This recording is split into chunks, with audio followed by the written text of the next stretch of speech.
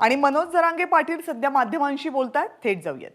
किंवा एखाद्याच्या कोणाच्या दडपणाखाली येऊन तुम्ही त्याची जबाबदारी जर पार पाडली नाही कायदा टिकवण्याची, तर आम्हाला पुन्हा अडचणीचे दिवस यायला नको. म्हणून एकतर नोंदी मिळत नाहीत, आपली समिती कामही करत नाही, समितीला मुदतवाढ दिलेली असूनही समिती काम करत नाही आहे. आत्ताची ती परिस्थिती आहे की समिती काम करत नाही आहे.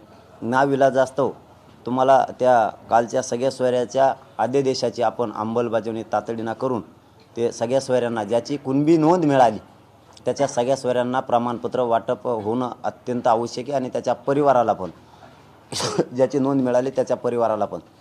म्हणून आजच आपण 10 फेब्रुवारीचा निर्णय घेतलेला आहे की तुम्ही उद्यापासून अंमलबजावणी करा, नसता त्या कायद्याची अंमलबजावणी व्हावी आणि तो कायदा मराठा समाजासाठी स्वरूपीचा असावा, यासाठी आमरण उपोषणाची आज आपण रायगडाच्या पायथ्याहूनच घोषणा करतो आहे.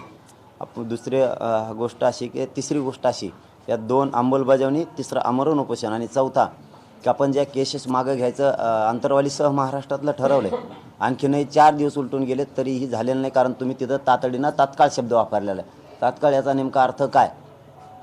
कारण तुमचे वेगळे वेगळे सरकारच्या माध्यमातून स्टेटमेंट येतात, त्यामुळं आम्हाला नेमकी तुमची भूमिका काही कळत नाही आहे. म्हणून त्याही तुम्ही 10 फेब्रुवारीच्या आत मागं घ्याव्यात सगळ्या, नसता आमरण उपोषण त्यासाठी सुरू राहणार आहे. चौथा मुद्दा आहे की हैदराबादचं जे गॅजेट आहे ते आणखीनही समितीनं 4 दिवस झाले तरी स्वीकारलेलं नाही. हैदराबादचं गॅजेट आपण स्वीकारू असं सांगितलेलं आहे, कारण मी आज जी माहिती घेतली दिवसभरात रायगड चढताना जिथं जिथं रेंज येईन तिथं तर ह्या गोष्टी झालेल्या नाहीत. आणि प्रमाणपत्रसुद्धा जे सगळे सोयऱ्यांच्या बाबतचा कायद्याची तुम्ही मला सांगितलं होतं तिथं की त्याची प्रक्रिया लगेच सुरू होणार आहे. त्याची अर्ज दाखल झालेली असतानाही प्रक्रिया सुरू झालेली नाही. मी आत्तापर्यंत माहिती घेतलेली, आत्तापर्यंत म्हणजे 5:30 वाजेपर्यंत आत्ता त्याचे नुसते अर्ज स्वीकारलेत, त्याचं पुढं काही होत नाही. त्यामुळं चौथा मुद्दा सांगतो की हैदराबादचं गॅजेट आपण हे आणखीन 1884चं स्वीकारलेलं नाही समितीनं, ते तातडीनं स्वीकारून त्याला शासकीय नोंदीचा दर्जा दिला पाहिजे. बॉम्बे गव्हर्नमेंटचं आपण गॅजेट स्वीकारलेलं नाही. 1884ची जनगणनाही आपण ती स्वीकारावी, कारण शिंदे समितीकडं देणं ते अत्यंत आवश्यक आहे. 1902चं गॅजेट किंवा जो दस्तऐवज आहे तोही आपण घ्यायला पाहिजे, तोही घेतला नाही. हे 4 मुद्दे महत्त्वाचे आहेत. ओबीसी आयोगाचा अहवाल जाणं गरजेचं आहे. सगळे सोयरे हा जी आपण अध्यादेश राजपत्रित अधिसूचना दिल्यात ते टिकवण्याची जबाबदारी सरकारची. एकीकडून आम्हाला सांगायचं ते टिकवलं जाणार आहे आणि टिकणार आहे, त्याला तर आम्ही आता काहीच होऊ देत नाहीत. त्याच्यात तर काही चिंता असण्याचं कारण नाही, कारण त्यात गोरगरिबांच्या मराठ्यांच्या पोरांचं कल्याण त्या अध्यादेशात त्या कायद्यात झालेलं आहे. एकीकडून म्हणायचं आम्ही केंद्रापर्यंत जाऊ, म्हणजे तुमच्यातच 2 भूमिका असल्याची भूमिका आम्हाला सरळ दिसती. त्यामुळे सगळ्या सोयऱ्यांचा अध्यादेश हा सगळ्यांनी मिळून काढलेला आहे. त्याच्या सह्याचं पत्रसुद्धा आमच्याकडे, तेही आम्ही 10 तारखेला मीडियाच्या बांधवाकडे देणार आहे. कारण तुम्ही एकीकडूनच सगळ्यांनी मिळून सगळे सोयऱ्यांचा अध्यादेश काढायचा आणि दुसरीकडून म्हणायचं आम्ही केंद्रापर्यंतसुद्धा जाऊ. एकीकडून ओबीसीला असं बोलायचं आणि दुसरीकडून असं बोलायचं. फक्त याचबरोबर माझं मराठा समाजाला आता एक 7वं आव्हान आहे. हे 6 मुद्दे याच्यासाठी 10 तारखेला आमरण उपोषण सुरू होणार आहे, कारण राज्यातला एकही मराठा आरक्षणापासून वंचित नाही राहिला पाहिजे. याच्यासाठी हे आमरण उपोषण 10 फेब्रुवारीला पुन्हा सुरू होणार आहे. सरकारच्या हातात आणखीनही 10 दिवस आहेत, त्यांनी ती अंमलबजावणी करावी. 15 दिवसाचा त्यांचा वेळ आहे, तो पूर्ण होतो आहे 9 तारखेलाच.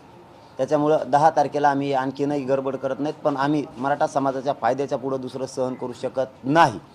म्हणून सरकारला आणि मराठा समाजाला विनंती आहे की ज्यांच्या नोंदी सापडल्यात त्यांनी तातडीनं त्यांच्या परिवारातले जे नातलग येते त्यांचे अर्ज दाखल करा. अर्ज दाखल केल्याशिवाय तुम्हाला प्रमाणपत्र मिळणार नाही. सगळ्यांनी प्रमाणपत्र काढून घ्या. सगळ्या सोयऱ्यांच्या कायद्याची अंमलबजावणी करण्याबाबत मी खंबीर आहे, त्याची मराठा समाजाला काळजी करण्याची आवश्यकता नाही. मराठा समाजातल्या घराघरातल्या मराठ्यांना मराठवाड्यासह आरक्षण मिळाल्याशिवाय मी एक पाऊलही मागं सरकारणार नाही. तुम्हाला मागही शब्द दिला होता, आत्ताही दिला. मी आंदोलन कसल्या स्वरूपाचं ते थांबवलेलं नाही आणि थांबवणारसुद्धा नाही. मराठवाड्यात काही नोंदी सापडतात, काही ठिकाणी जळीत ही, काही ठिकाणी दस्तऐवज सापडत नाहीत असं म्हणलं जातं, परंतु सापडो अथवा न सापडो या सगळ्या सोयऱ्यामध्ये मराठ्यांचा एकही माणूस आरक्षणापासून वंचित राहणार नाही. इतका मोठा कायदा हा मराठ्यांच्या गोरगरिबांच्या लेकरासाठी, जे विरोध करतोय त्यांच्यासाठी नसणार आहे. परंतु गोरगरीब मराठ्यांसाठी हा कायदा खूप मोठा आहे. गोरगरीब मराठ्यांच्या पोरांचं कल्याण होणार आहे. कारण हा कायदा आणि मुंबईला गेलेला त्या दिवसाचा मोर्चा जो लढा होता तो सर्वसामान्य गरजवंत मराठ्यांचे लेकरं मोठे व्हावेत म्हणून होता. आणि आता त्यांच्यासाठी कायदा पारित झालेला आहे. त्याला धक्काही लागत नाही. आपणही या प्रेसच्या माध्यमातून महाराष्ट्रातल्या सगळ्या अभ्यासकांना मी हात जोडून विनंती करतो की तुमचे म्हणणे सोयरे ही व्याख्या याची तुम्हाला तुमच्या पद्धतीनं काय 2 ओळीत द्यायची ते म्हणणं तुम्ही त्या 15 दिवसात मांडावं, जेणेकरून तो कायदा मजबूत होईल आणि आपल्या मराठ्यांच्या पोराचं कल्याण होईल. आता याच्या तर मराठा आरक्षणासाठीचं आंदोलन थांबलेलं नाहीये.